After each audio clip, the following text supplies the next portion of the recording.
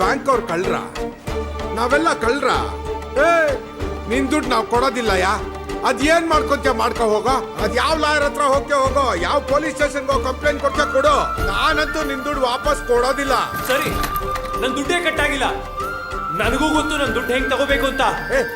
ತಗೋ. ಇನ್ ಒಂದೇ ಒಂದ್ ತಿಂಗಳಲ್ಲಿ ನಾನು ಅಸ್ಲು ಬಡ್ಡಿ ಸಮೇತ ತಗೋತೀನಿ. ನಿಮ್ ಬ್ಯಾಂಕಿಗೆ ಒಂದ್ ಬುದ್ಧಿ ಕಲಿಸ್ತೀನಿ ನೋಡಯ್ಯ. ಹೋಗಲಿ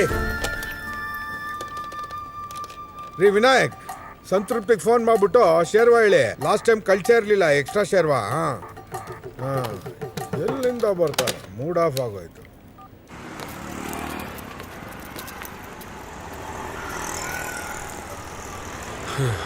ಸಿಟ್ಟಲ್ಲಿ ವಸೂಲಿ ಮಾಡ್ತೀನಿ, ಬುದ್ಧಿ ಕಲಿಸ್ತೀನಿ ಅಂತೆಲ್ಲ ಹೇಳಿ ಬಂದ್ಬಿಟ್ಟಿದ್ದೀನಿ.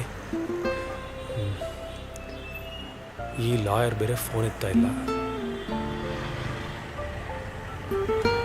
ಜನನ ಬೇರೆ ಊರಲ್ಲಿ ಮೀಸೆ ಬೋಳ್ಸಕ್ಕೆ ಕಾಯ್ತಾ ಇರ್ತಾನೆ. ಇನ್ನು ಆ ಸೀತಣ್ಣ ಏನೇನು ಎಡವಟ್ಟು ಮಾಡಿರ್ತಾನೋ.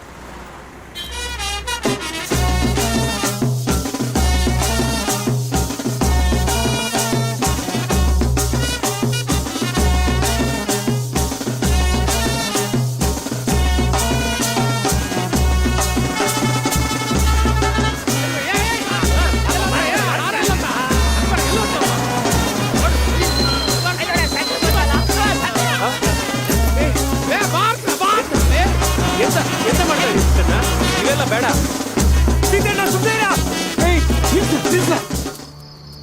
ಗಡಿ ಬಿಡಿ ಬೇಡ, ಎಲ್ಲ ಹಾಳು ಮಾಡ್ತೀಯ ನೀನು.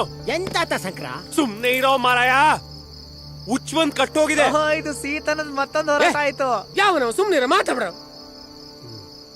ನಾವು ಮಲ್ನಾಡೋರು, ಖುಷಿಗಿಂತ ದುಃಖದಾಗೆ ಜೊತೆಗಿರೋದು. ಬೀಜಕ್ ಬಿಡ ಮಾತು. ಮಗ ಶಂಕರ, ನಿನಗೆಂತ ಆತ? ಹೆದರ್ಬೇಡ, ನಾವೆಲ್ಲ ನಿನ್ ಜೊತೆಗಿದೆ. ನಾಳೆ ಆರಾಮಾಗೆಲ್ಲ ಮಾತಾಡೋಣ. ಬಾ ಮಗ ಬಾ. ಮೊದ್ಲು ಹುಚ್ಚ ಒಂದು ಹೊಯ್ಕೆ ಮರ್ಯ. ಹಾ ಹಾ ಹಾ.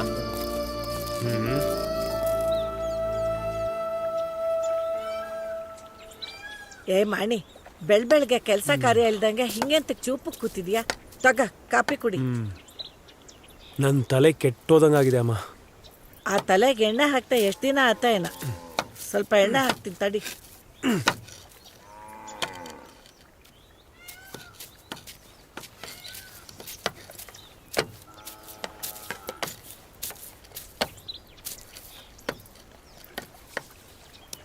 ಏ ಮಾಣಿ, ಸಾಮಾನ್ ಹೇಳ, ಮದ್ವೆ ಯಾವಾಗ ಆಗ್ತಿ?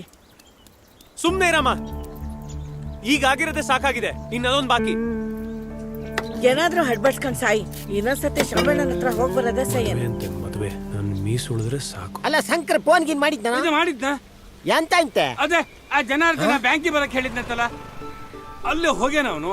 ಅಯ್ಯ, ಹಂಗ್ಯಾರೆ ಅವ್ನ್ ಮೀಸೆ ಗೀಸೆ ಬೋಳ್ಸ್ಬಿಡ್ತಾರೆ ಅಂತ ಕತ್ಯ. ಏ, ನನ್ ಶಂಕರನ ಮೀಸೆ ಗೀಸೆ ಏನಾರು ಬೋಳ್ಸಿರೆ ಮತ್ತ ಆ ಬ್ಯಾಂಕಿನ ಮುಂದೆ ನಾನು ಹೋರಾಟ ಇದ್ದಿದ್ದೆ. ಒಂದೊಂದ ಕಥೆ. ನಿನಗಂತೂ ಮೀಸಿಲ್ಲ, ಇವನ್ ಕಾಲದಾಗ ಅವನಿಗೂ ಮೀಸಿಲ್ಲ.